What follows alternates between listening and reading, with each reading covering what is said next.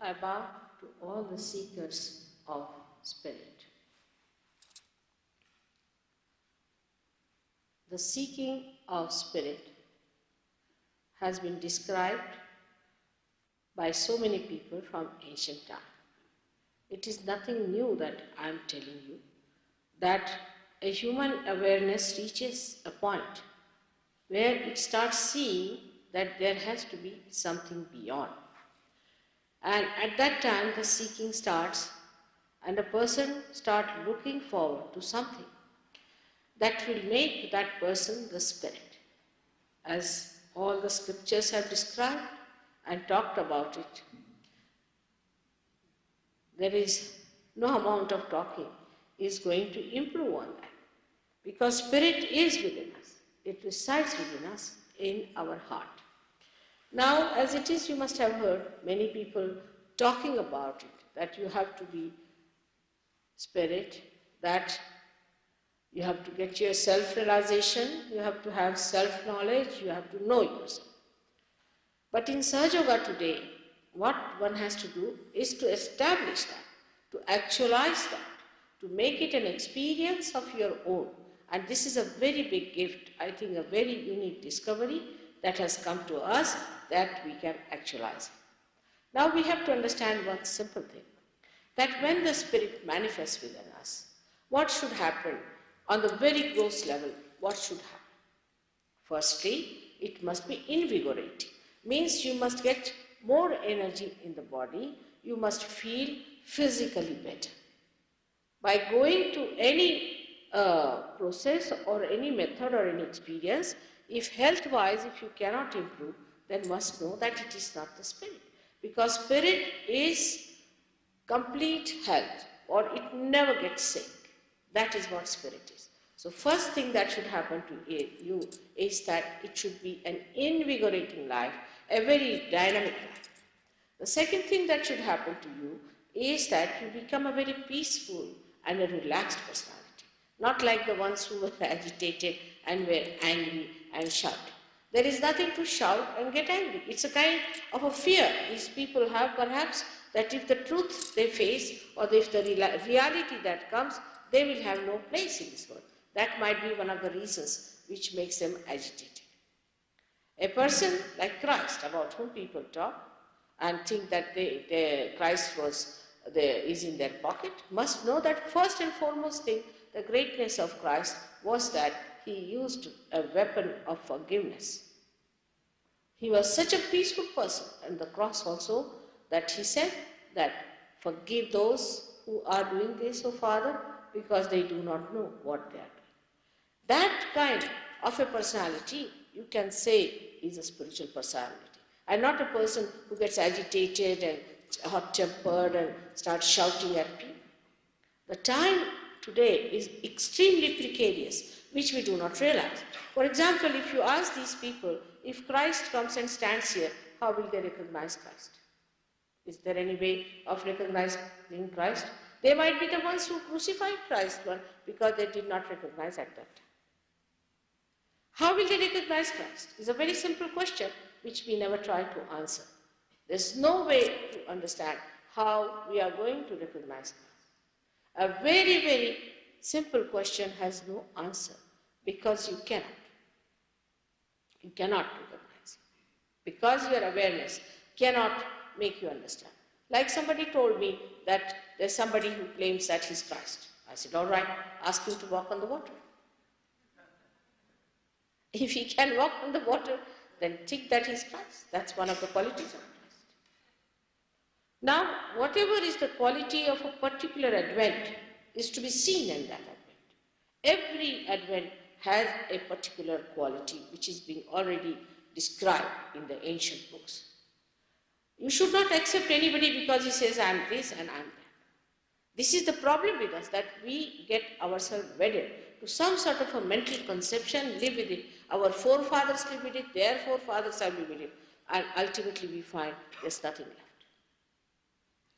So one has to know that when you, at least when you say that you believe in Christ, how will you recognize if Christ comes in? Is there any method? Is there any sure method that will tell you that he is Christ. There is. If you become the spirit, you have vibrations. You feel the cool breeze. You have a new awareness, a vibratory awareness. The fifth dimension within you rises into that point, by which when you ask, is this Christ? The vibrations will flow tremendously. You will know this is Christ. If he is a fake person, you might even get blisters in your hand. You might even get terrible heat from such a person. But if it is Christ, you will get tremendous breeze in your hand. This is the sign how to make out whether he is Christ or not. That's why he said that you will be calling me Christ, Christ, I won't recognize you. Neither you will recognize him. That's a fact. You live with an idea, with a mental projection, and then you kill all your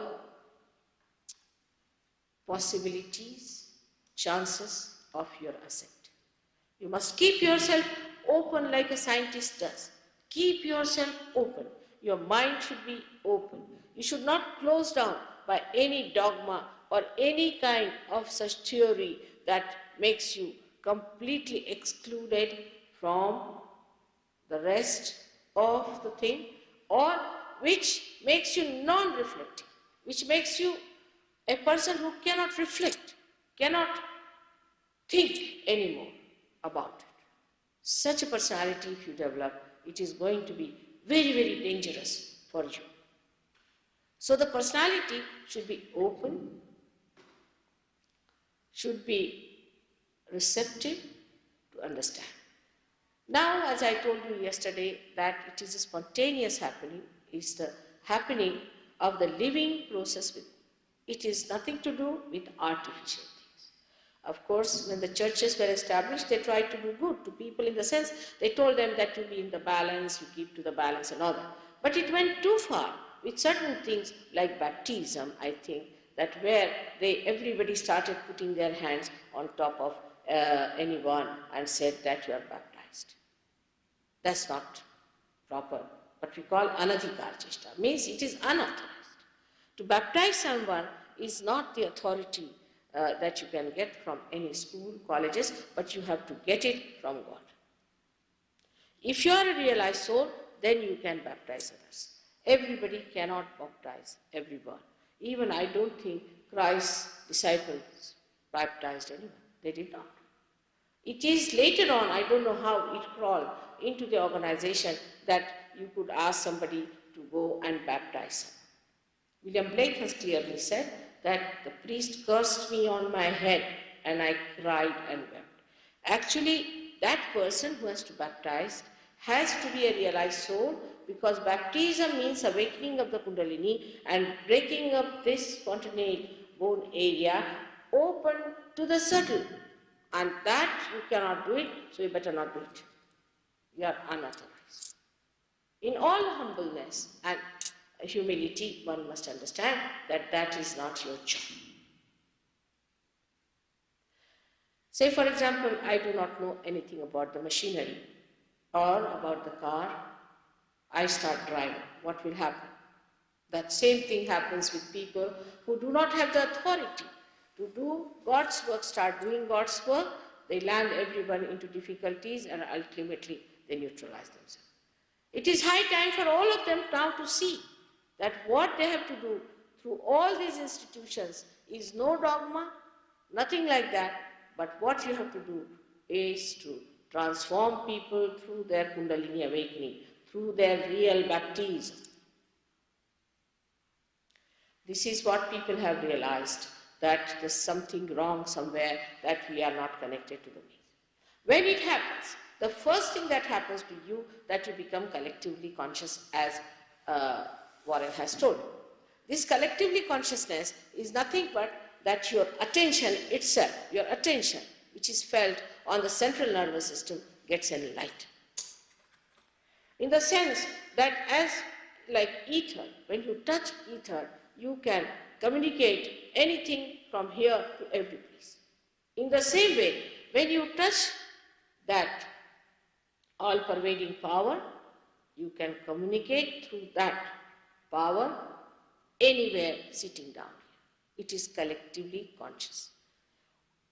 Moreover, collectively conscious means that you can feel a person, whether he is the person, he is all right, or he has a problem, or his Kundalini is in this part of the body, or if he has got some disease, you can feel also about yourself. That's the sign of light, that you automatically feel how the person is. You may not, out of courtesy in your breathing, say it loudly, or you may not try to inform the person. The other day one lady came to me and she was having cancer, no doubt. But I didn't tell her. I tried, and I think now she's cured. So you don't have to tell the person, because you don't have to achieve anything by telling. What you have to do is to achieve if she can be all right, if you can give them realization. But your attitude is not to cure people. That's not the attitude of the divine, because it has got common sense. If you know that a certain car is going to be a junk forever, it is of no use. You don't repair such cars. So despite the affection and compassion you have for everyone, you want to see that by giving realization to this man who is absolutely good for nothing and all that, you are just going to throw pearls before him. So you don't even want to talk to such a man about realization. Leave alone giving realization. This is such a headache to give realization to a man who is absolutely against God. Like Hitler, for example, if he says that, mother, give me realization, what should I do? It is just like that. So you have to have basically a temperament of seeking. If you are a seeker, then you get your realization and you become collectively conscious.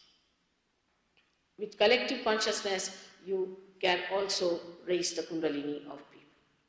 You can cure people. You can mentally improve them. You can settle them with peace. Then, sitting down here, you can tell about everyone what's wrong with that person, and sitting down here, you can try to help that person. It is not a difficult thing at all, because you become that. Like you have seen a television, if it puts to the mains, it starts acting in such a fantastic manner that nobody can believe that this little box can behave like this. In the same way, this little box starts behaving in that fantastic manner. This should happen to you, otherwise you should not believe that you have got realization. It is not a make-believe thing. It is not just a mental understanding that you are twice born. It is none of the things. It is something that has sprouted within you, which has to grow. If you are lovers of truth, and if you really respect yourself as people seeking the truth and nothing else, it happens to you and you grow completely in your glory. Secondly, what happens to you is that you start understanding that it is the truth. How? Because supposing there was, as I told you, that there was a gentleman whose father was sick, and he did not know about it, he wanted to know about his father. So I said, all right, you put your hands and ask, how is your father? He just asked his father and he got a burning sensation on this finger here. So he asked me, I decoded it. I said, this finger relates to this portion and these are the centers of your father. If it is so, then you better ask your father, but I'm sure he must be down with very bad bronchitis. He telephoned to his mother in Scotland because she came on the phone and she said, your father is down with very bad bronchitis. Sitting down there, I told him how you can cure him, and after that, 4 or 5 hours, he was out. It can be done. You are that fantastic. You are that glorious. So your attention becomes enlightened. There is no question of you trying to put some spirits into things and doing all these useless things. Only thing what you have to do is to awaken the spirit in that person who is sick, and the spirit takes over. Because it becomes also the truth. You start understanding that this is the truth. Because you verify it. Every moment you verify it. First you think it's a fluke. Sometimes you think by chance. You think, oh, maybe so. Later on, you start seeing that it is true, it is so. You put 10 children if they are realized souls, and there are many these days, even in your country, I have seen lots of children who are born realized. If you tie up their eyes and put one person before them, and you ask them, what's the matter with this man? You tell us, what's the thing? They'll raise one finger, this finger, suppose. You ask him, did you have a heart attack? This shows the heart. Yes, I had. How do you know? I said, all of them are showing one finger, this is the heart. And then you start understanding that this is the truth. There is no argument, there is no other opinion about it, only one opinion, because truth is absolute. Somebody says this is Christ, somebody says that is Christ, somebody says this is Krishna, that is Rama. It is never like that. It is one. The truth is one. You cannot have two opinions. And is absolutely your subject becomes enlightened, and you can say this is the truth. So the second thing that happens to you, that you start knowing the truth which is absolute. Now if you put your hands, say like this, now as you have become a computer, you are a computer which has started.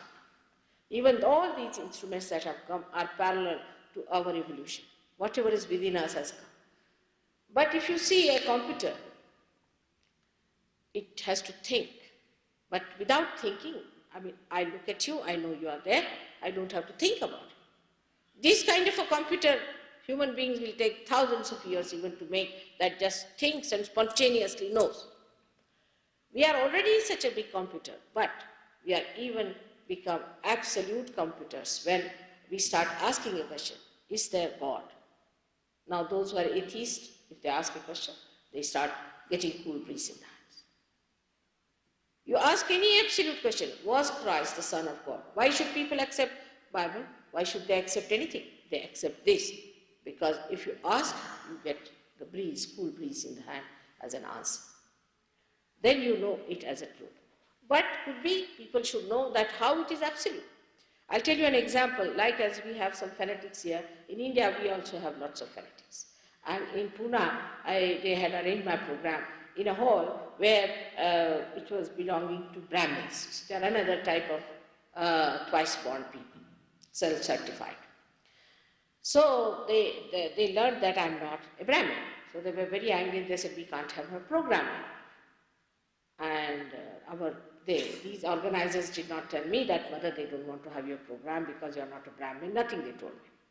But they went and told that, all right, if you don't want to have, we'll publish it in the newspaper because Mataji is not a Brahmin, so they don't want to have her program there. And this was too much for them to take up upon themselves. So they said, no, if you have published it in the newspaper, let's have the program. So I started speaking, and I just said spontaneously, I said, please come forward, those who think they are real Brahmins. 4 or 5 of them, she walked. Of course, I mean, in India, you don't find people of this kind, normally. They don't challenge a saint, normally. So they came forward and sat down, and their hands were shaking, like this, you see. So I said, now if you are real Brahmins, why are you shaking? You should not shake before me. They said, Mother, we are shaking because you are Shakti, you are the power, that's why we are shaking. I said, no, nobody is shaking here. So they said, no, but these 3, 4 are shaking, aren't they? I said, go and ask them, who are they? So they went and asked, who are you? They said, we are certified lunatics coming from lunatic asylum. Our doctor has brought us that because one of us was cured by Mataji, so we are. So I said, see, there's no difference between those lunatics and you. You are shaking the same way and they are also shaking. So this fanaticism is making you shake. And this is the main point, is that when you become the truth, you start understanding the absolute nature of truth. There is no another for truth. If this is so, this is so. If this is so, this is so. You cannot compromise, you cannot make it little different, you cannot synthesize it, you cannot analyze it. It is so, it is so, it is so. And you get confirmed about it. When you grow in your awareness, you start finding out that this is the truth. So you understand the truth through your mental activity first, through your rationality, it goes into your logic, and then you start accepting. But the third thing that happens to you is the best of all. is the third thing, that you see the whole world as fun. You see the whole world as a big joke. You see the whole world as a witness. Like a thought rises within us and falls off, and another thought rises and falls off. When we are on the waves of the thought, we are frightened, we have fear, we have worries, we have jealousies and all those things. But supposing you got into the boat, then you start watching the waves with fun. In the same way, you jump onto such an awareness where you start watching the whole thing as a joke, as a fun, as a play. And the whole thing becomes a play to your mind. You start seeing. And then the joy starts pouring in. Like you all say that Mona Lisa painting is very beautiful. But how do you know? Why so great about Mona Lisa?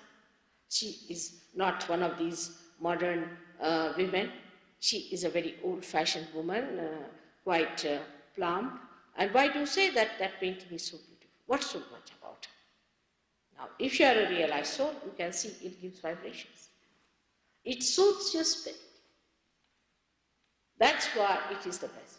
If you go to the Sistine Chapel of the Vatican, what Michelangelo has done is nothing but he has created vibrations there, tremendous vibrations. And you see Christ, how they have shown Christ there. A robust, tall fellow standing there, throwing people here and there. This is what is happening today. This is the time of judgment. And the whole thing is nothing but the Kundalini they have shown, and at Agya Chakra, Christ is standing there and throwing people this side and that side. This is what it is. He is depicted there through his own understanding, because he was a realized soul. He showed it very clearly. But there on the altar you find a lanky-panky Christ, you see, absolutely like a TB patient about to die. Only the bones, you see, covered with the, what you call, a skin. How can Christ be like that? It's sadism towards him. Let these people try once to carry the cross, and they will know that he could not be like that. He could not be such a lanky-panky. He is a person of joy, health, happiness, and exuberance. How can be anyone who is a man of God is sickly, agitated, hot-tempered, and horrible looking? He has to have that serene on his face. He has to have that beautiful, soothing impression on others. How can it be that a person who is such a great incarnation came on this earth to be a bony structure like that?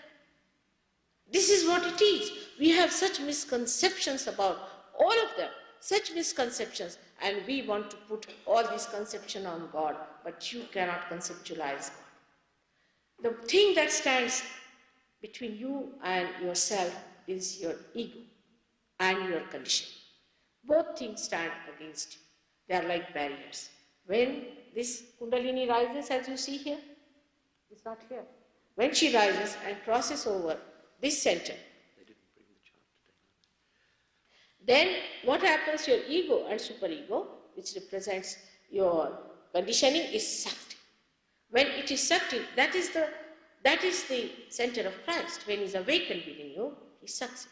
That's the place where he is at the cross. Tomorrow, I think they'll bring the chart and I'll be able to explain to you in more details. And that is the time when you are neither the ego nor the superego, and you become the self. The joy starts trickling. The whole thing is joy. The joy starts coming in you. All other pursuits are joyless. There is no joy in the whole thing. And joy doesn't have duality like happiness or unhappiness. Happiness comes to you when your ego is pampered, and unhappiness comes to you when your conditioning troubles you. But joy has no duality. It's just a feeling of complete elevated soul. You feel completely elevated above everything else, enjoying the bliss of God. Actually, if you see, Mona Lisa's painting even, you'll feel the joy is pouring just like torrential rain. The person who did it must have been the one who has felt that joy has brought it. But if there is a person who is always thinking and trying to think it out, what should be done, then he doesn't get the joy at all. You look at a thing and there is a thought in between. It kills the joy completely. Supposing I'm here and I see something beautiful here and I start thinking about it. Then I start thinking how much it must have cost, how to insure it, what to do with it. But if there is no thought, the complete creation of that beauty flows inside you, just like joy. And this is what has to happen to you if you become the Spirit. If it does not happen to you, don't believe in anyone, also me. You should not believe into anything unless and until you get to your Spirit, which manifests all these things. It has nothing to do with your intellectualizing, your analysis or anything. It is something that you have within yourself. It's your own. It is within you, and you have to get it within yourself by your own achievements. In the sense, your own Kundalini rises and touches here and opens it up. Now, as I told you, what I do is a simple thing,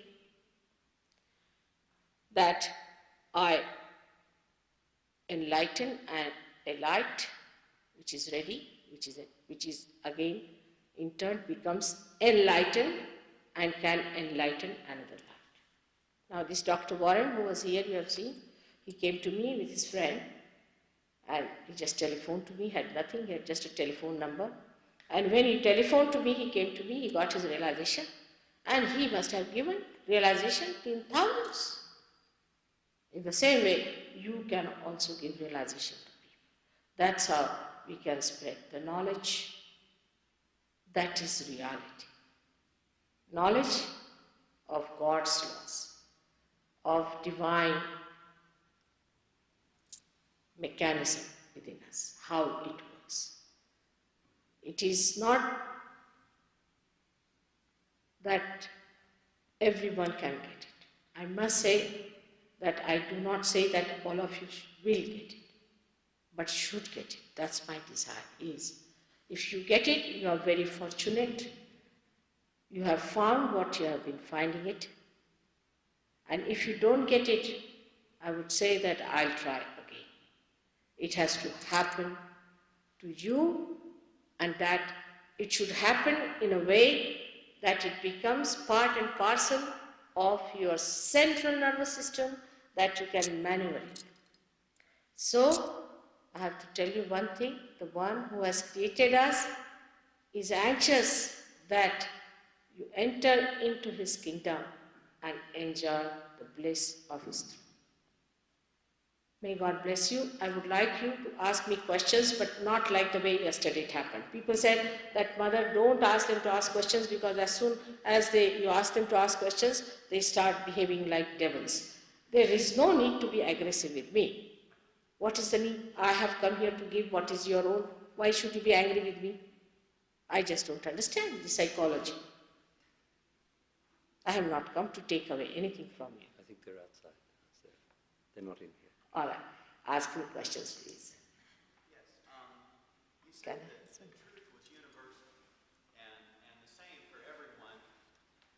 And I'm of the idea that for an individual, their reality is strongly influenced by their belief of what reality is. Did you say? He said, just a moment. He said that, as you have said, truth is universal and that it is reality, but everybody's concept of reality may be different. Yeah, it is. I know that. It is true that the concept has to be different, isn't it?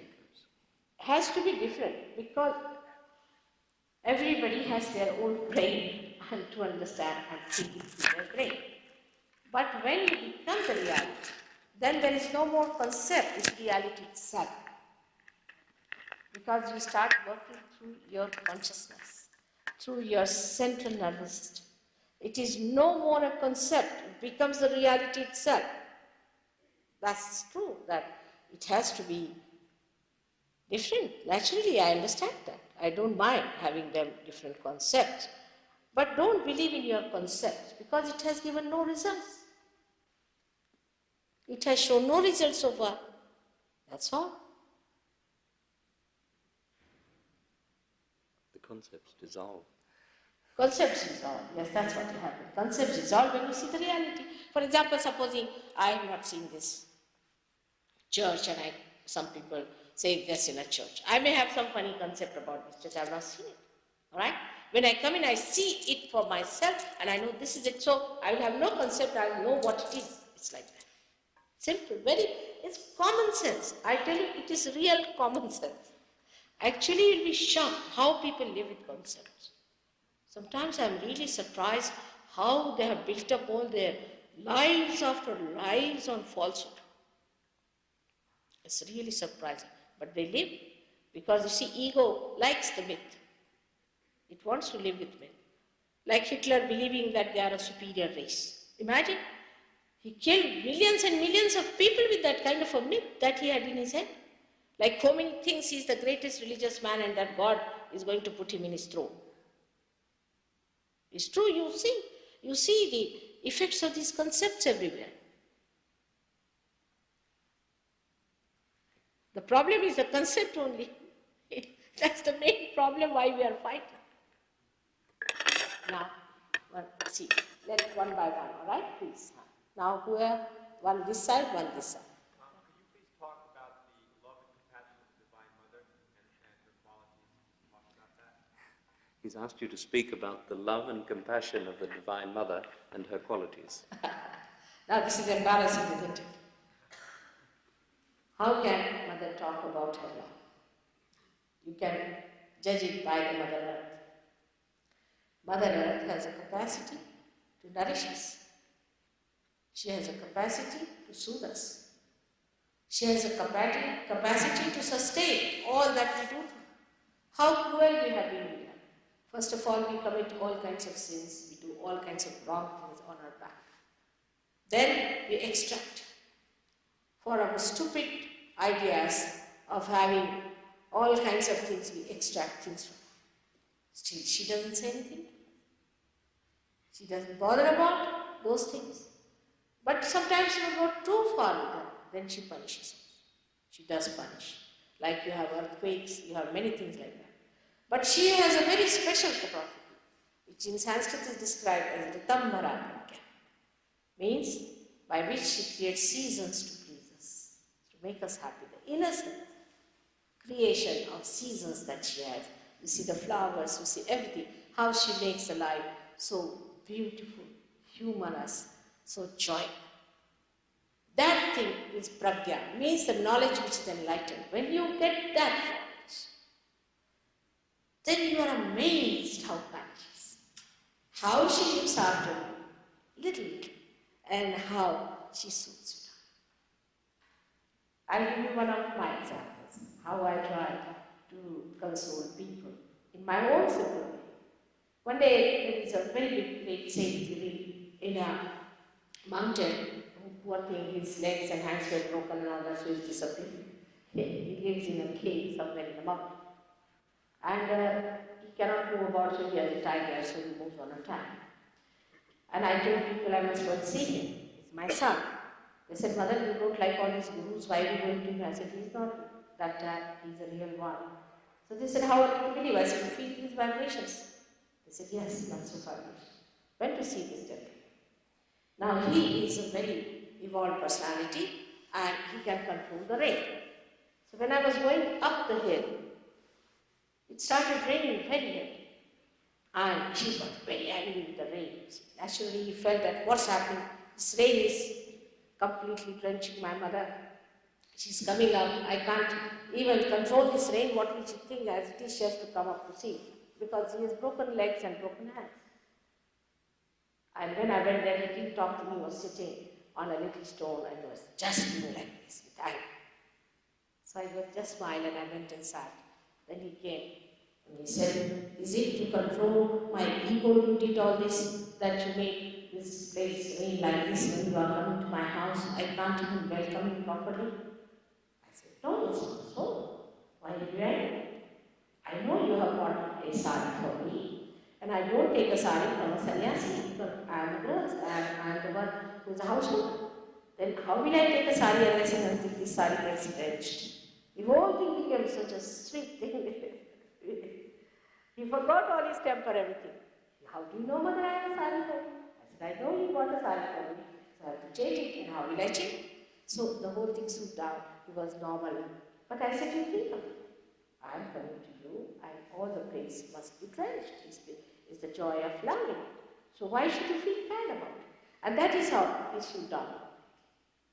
So the mother's love is such that she suits you, she knows your problems, she knows that you make mistakes. Like I'll tell you about Mr. Warren, one of his stories. Many stories that we can tell you one after another.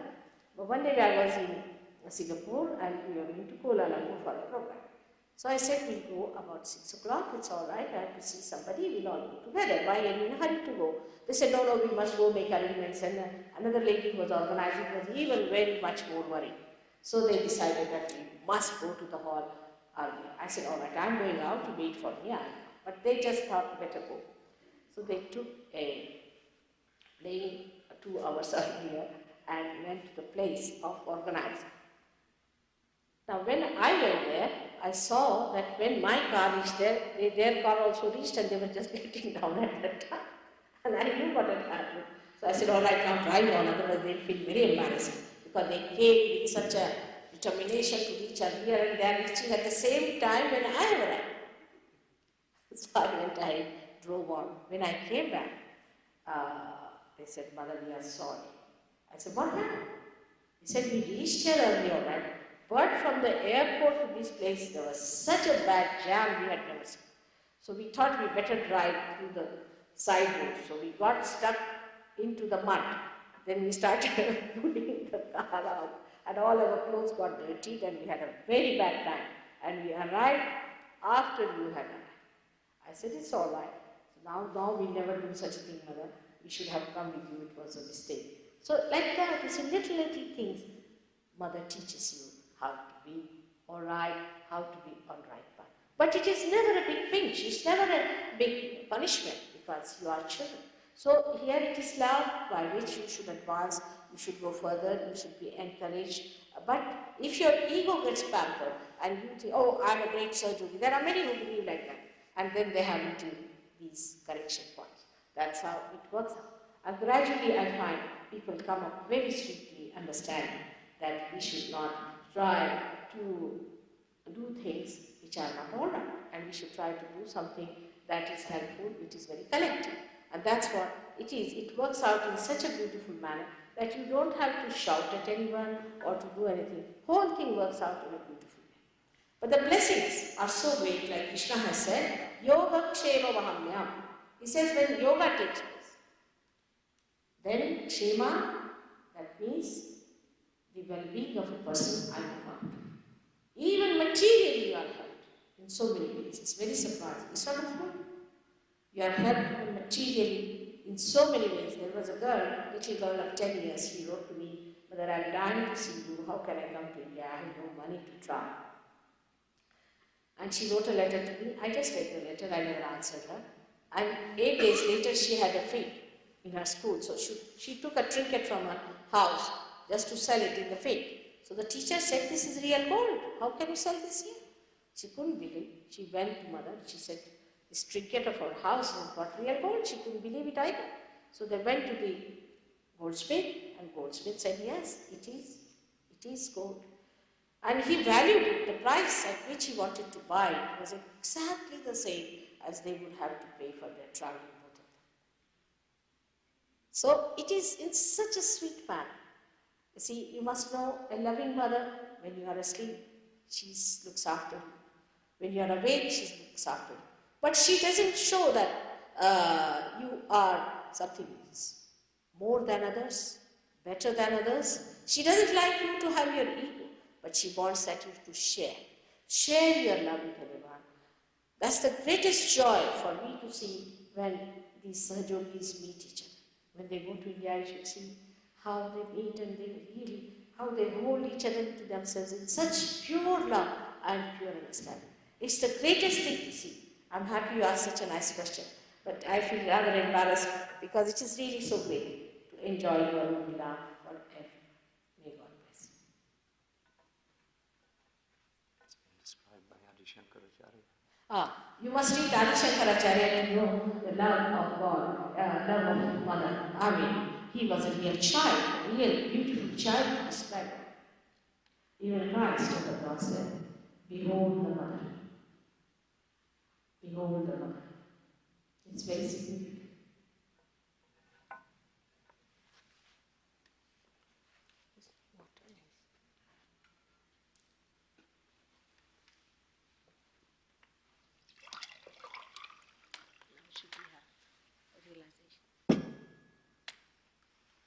Okay. Shall we have it now? Have I answered your questions here, this side? Yes, one minute. 2%. Go ahead.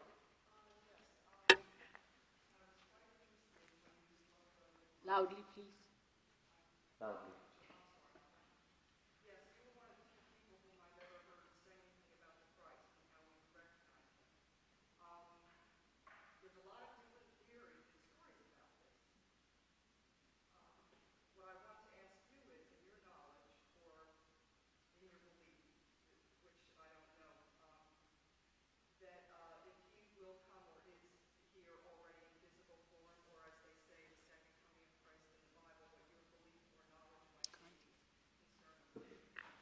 She's referring to the, you said, how will you recognize Christ? You referred to that.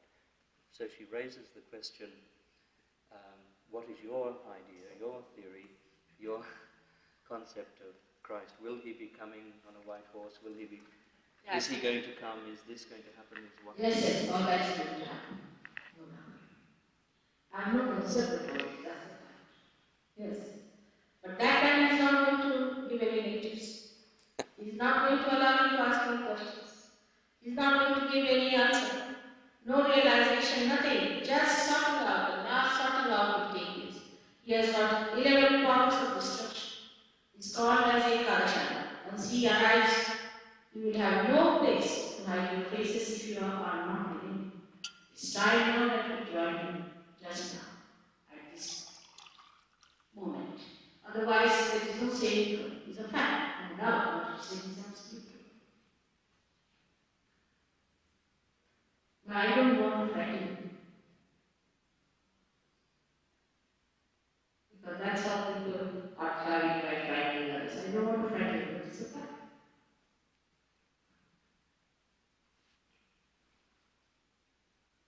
That will be last song. Already he just started working within us. All these incredible diseases are also expression of the same. According to Sahaja Yoga, there are 11 destroying powers. They are here, which we call as Ekadasha. And when people get any of these diseases, all these centers go out. So the destruction is now going to come from within, not from without so much. We need not be afraid of Russian bombing us, we are bombing ourselves.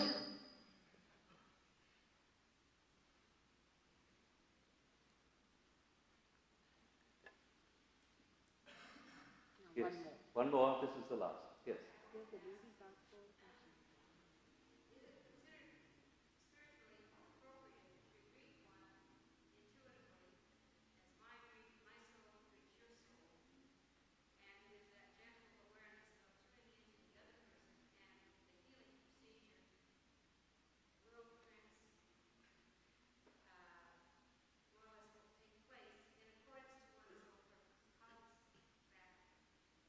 I'm sorry, I can't. Will you stand again and just say it again? Make it short. Make it very brief.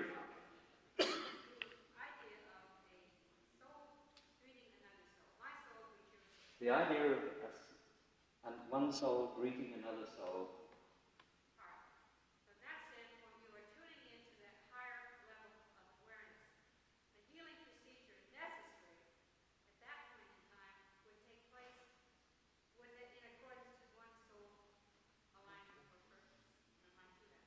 I think you have another concept about healing, but let's analyze it. No. She's talking about one soul to another and the healing process, and is there any particular way in which we should do this? No. We should never bother about the souls that are there. Leave them alone. Christ has said that leave the dead alone, have nothing to do with the dead. Living soul, you mean to say, or dead souls? Living. Living. Now the living soul cannot talk to another soul unless and until they become the spirit. At that level only, we speak to each other on a very different language. The language is different, the style is different, and the communication is different. The whole priority changes. You become a different person. Alright? Like an egg becomes a bird, and then the birds have a different language among themselves. That's fine, she's happy. She's happy about it?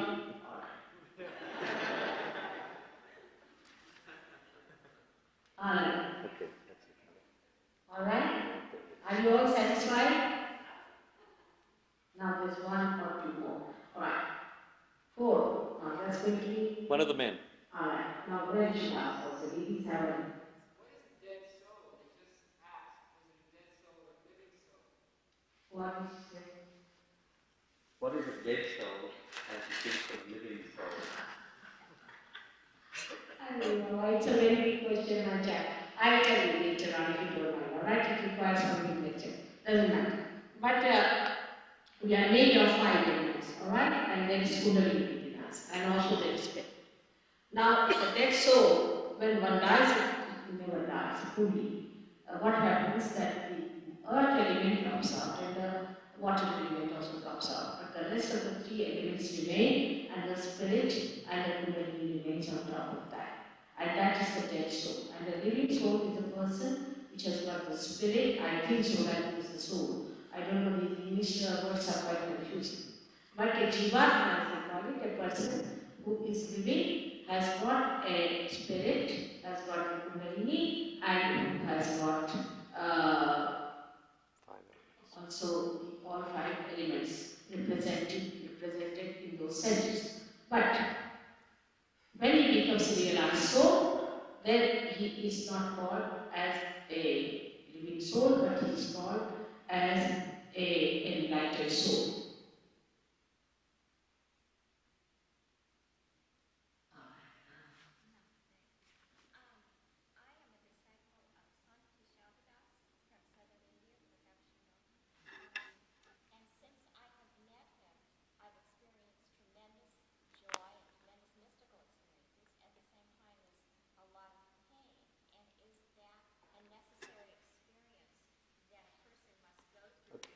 She's met a guru in South India. She's had a lot of good experiences, but she's also had a lot of pain. Is it a necessary experience that you should have the pain as well as... No, not necessarily at all. Actually, what is the good experience? First, let us decide on that. The good experience, it should not be ego pattern. That should be the self. Now, what is the experience you get? First of all, you should get a cool breeze coming out of your, on a very low level, and out of your head, and there should be cool breeze you should feel around. Then the second experience you should have is that you should feel completely peaceful with yourself, absolutely silent, and there is no problem of it.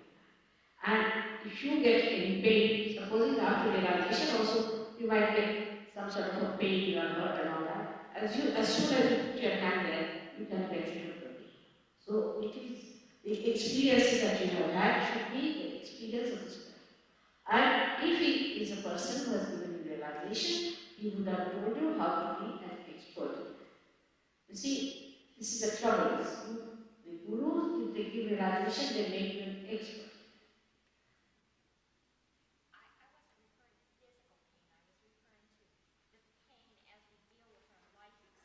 So I show was Shri Mataji. She was speaking of the same. Yeah, what is she saying? She wasn't referring to just physical pain. She was referring to pain in facing up to life and so on. Pain in what? Pain in facing up to life's problems and the wider meaning of the word pain. No, that must stop. That must stop completely. Because you start seeing the whole thing. As drama, you are so detached with the whole thing. You see so well that you can solve the problem. You see the thing is, if you become the spectator of the whole drama, and cure it, you don't feel the pain. On the contrary, you take the responsibility. Alright? Okay, let's have it. Now how many more? Alright, now we have had already 11. Now let's have it. What is it? I wonder, first, I have two questions actually. One, what is your feeling is the basic cause of disease? And Just one at a time. What is the basic cause of disease? It's imbalance. Tomorrow I'm going to tell you all about it. It's imbalance. Second? Second one? also, I was wondering, what are your feelings about Sai Baba? I'm now broken with people. If there is Shri he is perfectly alright. He is the incarnation of the Brahmana Master. All the rest of them, I do not. Now, who is there? Could you speak us about karma? Huh? Karma. Devi? Can you speak about karma? The karmas are nothing but action what you do, the byproduct of that is accumulated in your ego. And when the Kundalini rises, when she passes through the center, that is Sakti. That's why it is said that Christ forgive us our sins. He's taken over, he died for our sin. In the sense that karma is sucked by. And we are left without an ego, and it is only the ego that does the karma. Once the ego is sucked in, there is no karma. Can we say or others? Alright. Now, just ask one more question, alright? Now they are anxious to have the experience.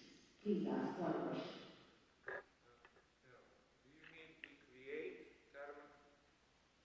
Do you mean that do we create karma? Yes, we do. When we do action, you see, karma is only the myth that human beings have. Animals don't have.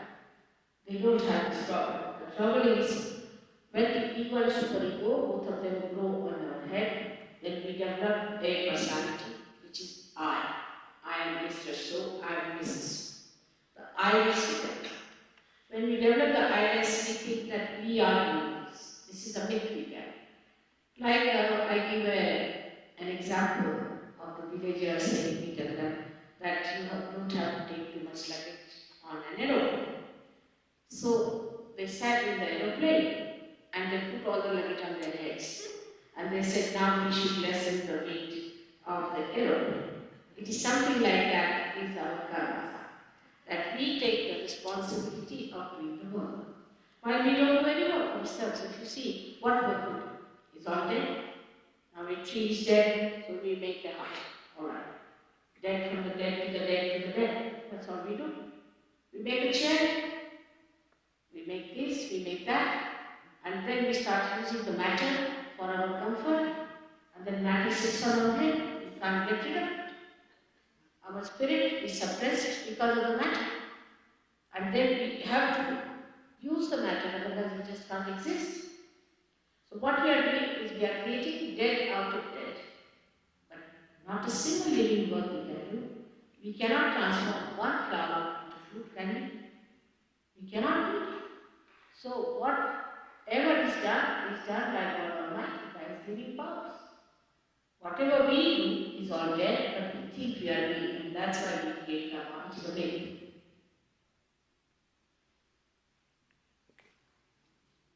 Just everyone slip their shoes off so as to make a better contact with the earth. What is it? There's a Put your hands up. So, okay, they're recording. Be comfortable and sit with your hands on your lap. When Shri Mataji asks, just close the eyes.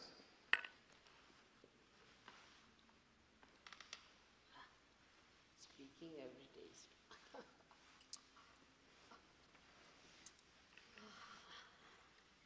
All that you have to do at this stage is be hungry for it and to ask humbly for it in your heart. Please, Mother, give me my realization. Because you have to desire it. And that's where she cannot cross your freedom. If you don't want it, then, as she says, you're free to go. But if you want it, put your hands out and ask humbly in your heart, please, Mother, give me my realization. We have to humble ourselves down. Now, we have to just put our hands like this. Yesterday I told you, day before, that the left hand represents our desire and the right hand our action. So we have to use the left hand for desiring. Put it in your lap like this, with your fingers stretched, and sit comfortably. That's very important, to sit comfortably so that there's no problem in your eyes. Shoes you can put back under the chair and put your feet straight like this on the ground, not touching each other.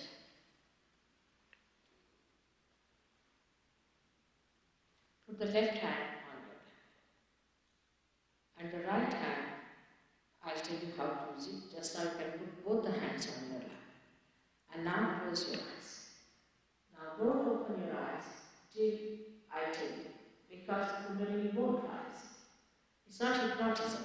Something has to happen within. So just keep your eyes completely closed till I tell you. Now put your right hand on your heart, on the left hand side, and press it. Now you are the spirit, and the spirit resides in your heart. So you have to just ask the question 3 times. Mother, am I the spirit? Just ask, in a humble way, and with full confidence. Mother, am I the spirit?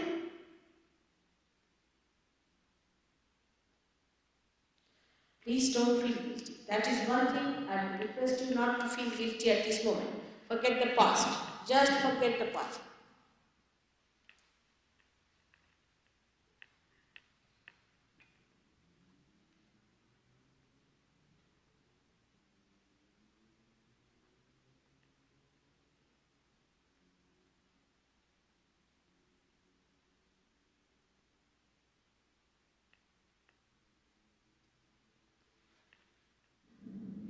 Now keeping the right hand, left hand as it is, bring the left hand down on your stomach, on the left hand side, to a center which is of the primordial master. Right hand, sorry. Left hand towards me, left hand, sorry, I made a mistake. Put your left hand towards me. And right hand on your stomach. And press it hard. Press it hard on the left hand side of your stomach. Put the right hand on the left hand side of your stomach. At this point, you have to say with full confidence, Mother, I am my own God. Mother, I am my own Guru. Mother, I am my own Master. With full confidence. Try to sit comfortably.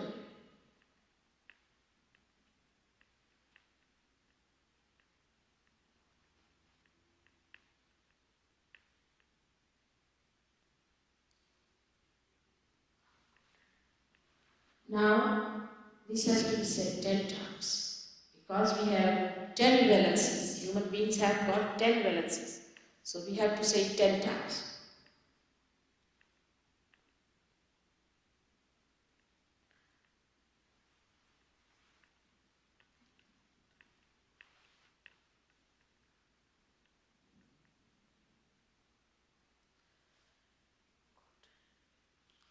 Now, please put your right hand again to nourish on your heart.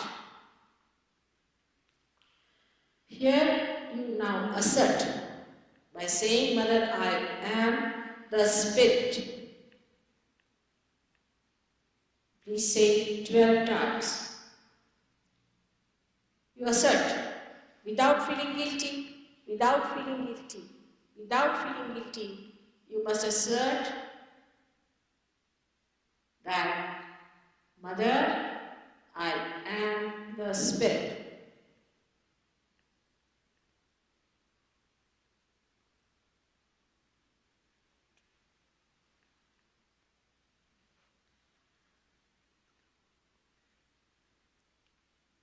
Your times, please.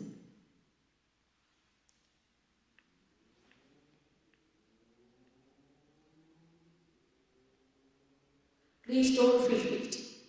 Best thing would be to put your right hand on the base of your neck, on your shoulder, on the left hand side. Right hand. From front. Yes. On the left hand side. Here you hold it tight. From the front, you take your hand and be comfortable. And hold it tight. Here you say, Mother, I am not guilty. Please say it 16 times. Please say it.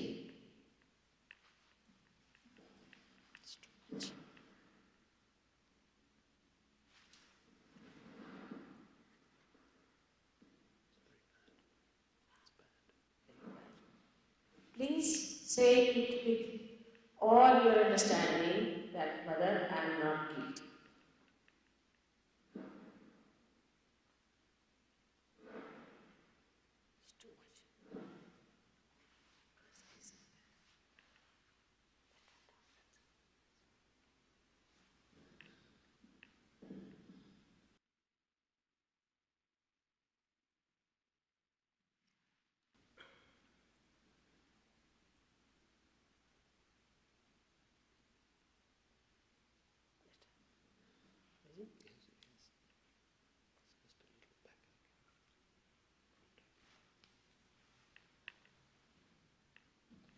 Now, put your right hand across your forehead.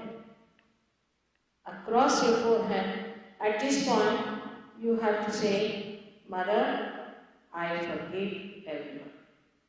Please say, Mother, I forgive everyone.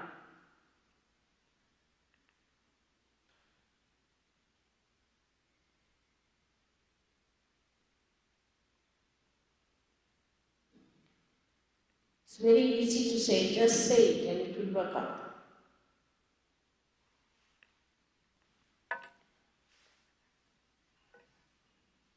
Now, put your right hand on the back of your head. Hold it tight. If you know the optic lobe, where it is placed, on the back of your head. At this point, you have to now say, without feeling guilty, you have to say that if I have done any mistakes, oh Lord, please forgive me. That's all. But don't feel guilty. Please don't feel guilty. Don't count them. Just say that please forgive me. From your heart.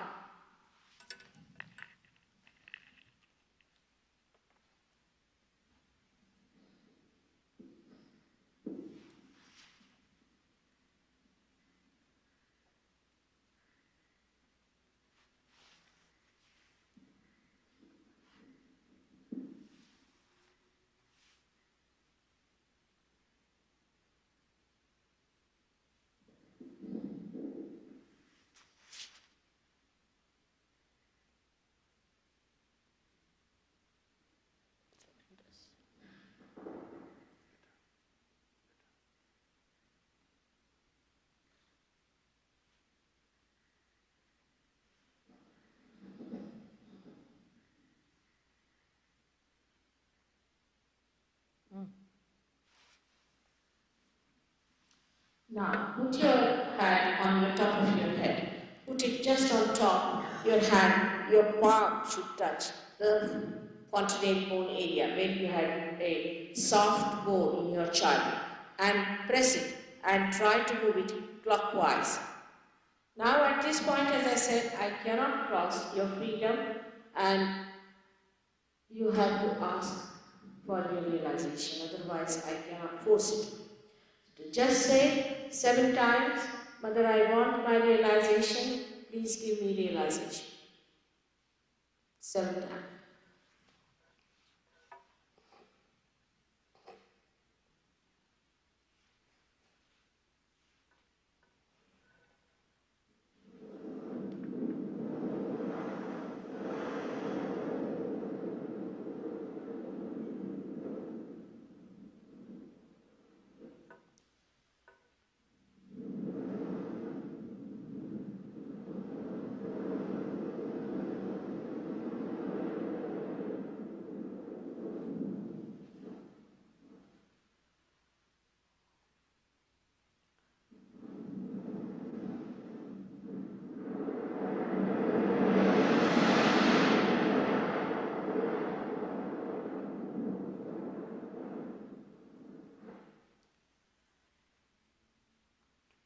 Now raise your hand and see if there's a cool breeze coming in.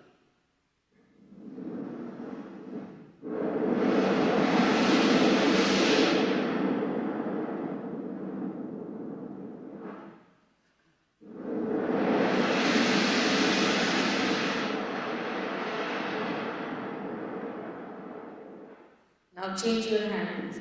Put your right hand down and the left hand on top of your head. And now see, raise it little high, about 6 inches high. 6 inches high.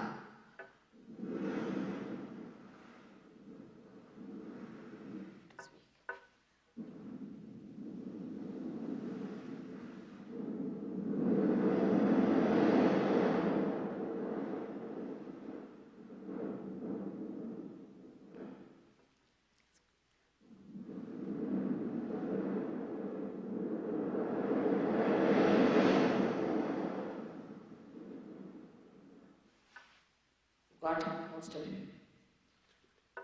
All can raise both your hands on top of your head. Open your eyes. Raise them high, high up. And now ask the question in your heart: is this the will of the Holy Ghost? Is this the Brahmasha? Is this the all-pervading power of love of God that does all the living work?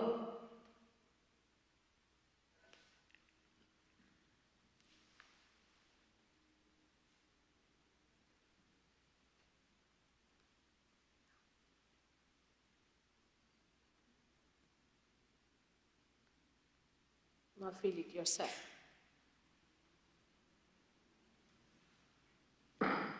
Those who have come for the second time must have definitely felt it, but I'll tell you today what is to be done tonight and work it out. It will be better. You might get a photograph from these people tonight. In the beginning, it's better to use my photograph because it has got vibrations. Now what you can do is to put a candle in front of the photograph and you can see the vibrations are coming from the photograph. Now put the left hand towards the photograph and right hand like this. Just now you can do it. Put the left hand towards me and the right hand like this. Now this is the balance. This is the balance we are doing. Put left hand towards me and right hand out like this at the back. You see, like this. So we are ventilating. All right. Now see on the left hand if it is coming.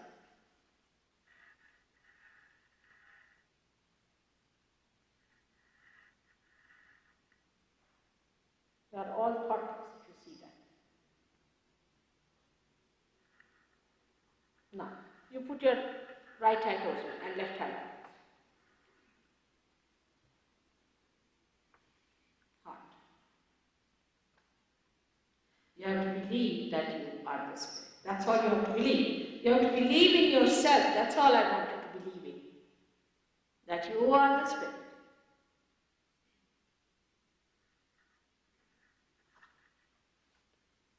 Good? Then I'll teach you how to raise your Kundalini tonight when you go home.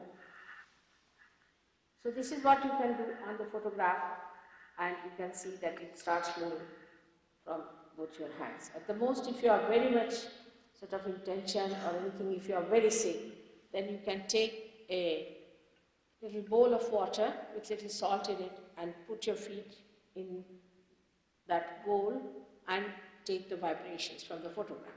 But if you feel cool breeze in your hand and cool breeze moving in this hand, then everything is perfect. Now you have to learn. Tomorrow I'll tell you what it means, how to use it, how to become a master. It's a simple thing. Now today I'll teach you how to raise your own Kundalini, which is your own. Now put your left hand in front of the Kundalini, here. All of you sitting down. Can you see me? Put your left hand like this, just like this in front. Like this in front. This hand like this. The right hand has to be moved up, front, down, back, like that, clockwise. You have to raise it. Now, let us raise our Kundalini. Start it moving slowly, like this, like this, like this. And throw your hands up, absolutely loose, and then give it a twist. Throw your head back, and now give it a knot. That's one. You have to do it twice. Again, let's do it. Hold the hand in front and start moving it.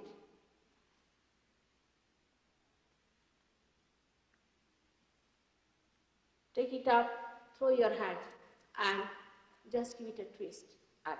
here it is. Third time, you have to give 3 twists. You can do it at home.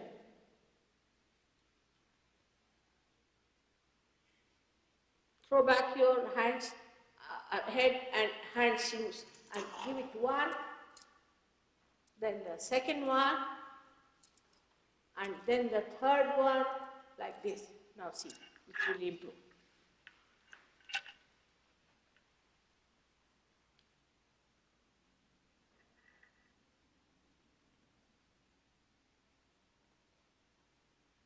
Now, there's one thing more one must learn, how to give protection to your aura. That is very important. Protection to your aura, I wish people knew how to do it, they would have saved themselves in many troubles. Is to put your left hand like this. And with the right hand, you move it like this. From here, move it. 1, go back. 2,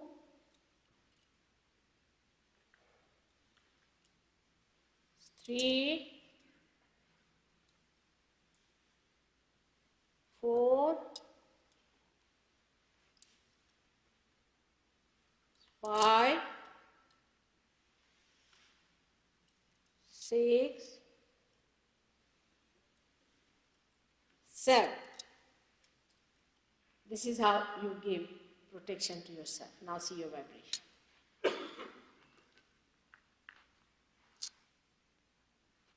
All right? It's better. Now what happens that when you are judging others' vibration, you can just start judging like this. It's all right. Or give him a bondage like this. This is the bondage of love. Because it is flowing through your hands. When you move your hands, actually the power is flowing through your hands and fingers. So what you are doing is maneuvering. So you give it a bandhan, like we have a good luck sign, like that to him, and then see the vibrations. Now if you want to see your own vibrations, you give yourself a bandhan like this, and then see your own vibration. You try tonight, don't talk too much about it, don't argue. You are beyond mind. And that's why don't argue about it. The becoming is the most important part. Thus it is the difficult part of Sahaja Yoga. It is like no other thing that here unless and until you become, it is of no use. You have to become, then you have to grow, then you have to become the expert, ultimately the master. That's what it is, and for which you cannot pay. May God bless.